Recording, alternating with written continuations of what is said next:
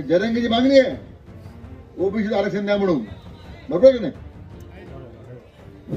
मग तुमच्या तालुक्याच्या पुढाऱ्यांनी नेहमीप्रमाणे आपलं मुख गळून बसले.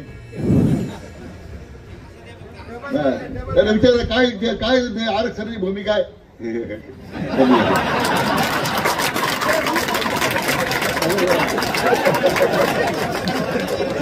भागले सगळे. आरक्षण मिळालं तुम्हाला. आज मराठा आरक्षणाची चर्चा होती. मराठा आरक्षणाचा पहिला निर्णय मागच्या सरकारमध्ये माननीय देवेंद्र फडणवीस साहेबांनी घेतला. आपण सुप्रीम कोर्टापर्यंत टिकवलं.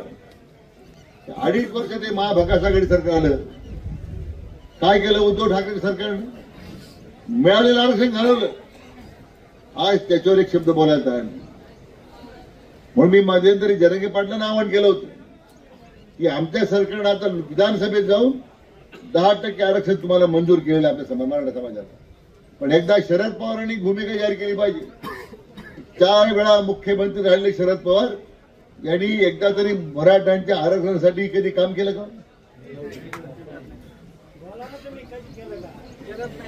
एक मला उदाहरण एकदा शरद पवार ह्या 4 वेळच्या मुख्यमंत्र्यांच्या काळामध्ये हा ठराव विधानसभेत मांडला.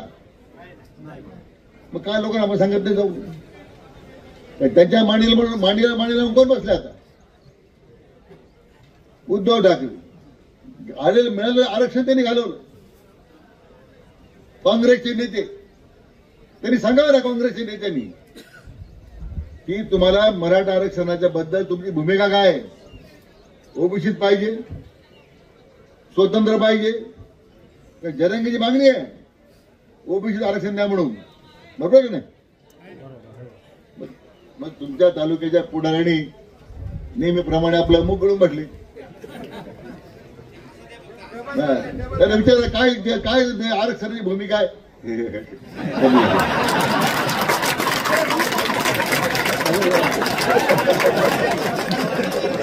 भागले सगळे. आरक्षण मिळालं तुम्हाला.